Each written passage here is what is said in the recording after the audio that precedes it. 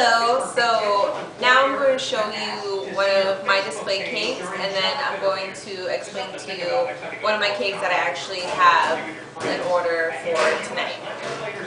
So this cake that I did, I had to do a cake actually for Sweet Genius, the show that I was on, and they asked me to do something to be creative and do something that they couldn't show on camera.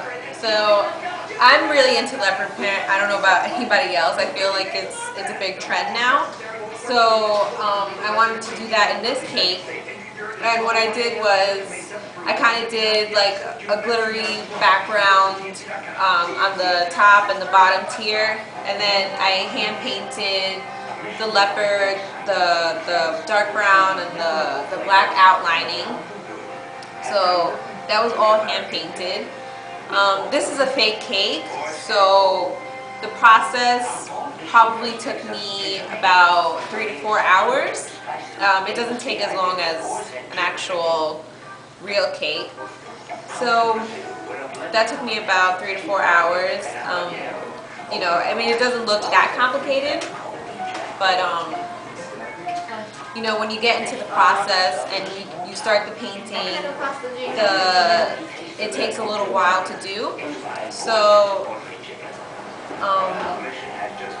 I did that, and then the bow takes a little time to dry because I made it out of fondant. I didn't do it out of gum paste. So I did the bow, and I hand did it, so then after it was dry, I took it and I placed the bow up here, and then I took some more fondant that I didn't dry at first, and I placed it under the bow so that it would have movement and it would come around the cake, and it would look like an actual bow. I'm really into making things look realistic, so I feel like I have the bow down now. I don't think I did it before. I'm a little better at it than I was when I first started out. So and then to incorporate the darker brown and the lighter brown, I wanted to do the bow gold because I felt like it gave it a little pop and it wasn't as dull with the other browns.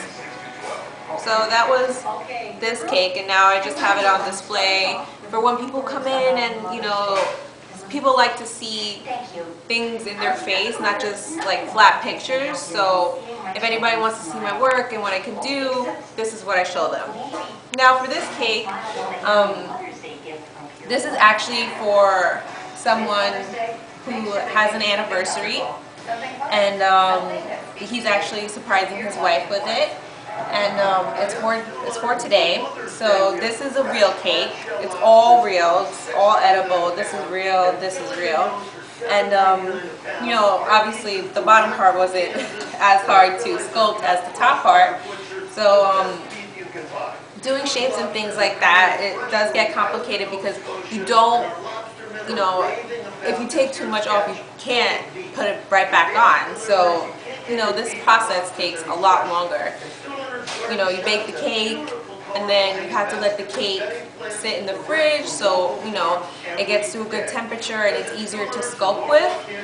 So then what I did was I just took some cake and I stacked it about that high, and from there is where I actually sculpted the hearts. And I thought 2 hearts would be good because it symbolizes the both of them. He pretty much gave me free range, which I like because sometimes people don't know what they want and their ideas can be a little crazy. So I took the hearts and the gold for their anniversary, and then what I did for the bottom was I had a stamp. So what I did was I took the stamp and I painted it, and then I just put it and I rounded it on the side so that it could give it a little texture and another type of print other than the designs up top.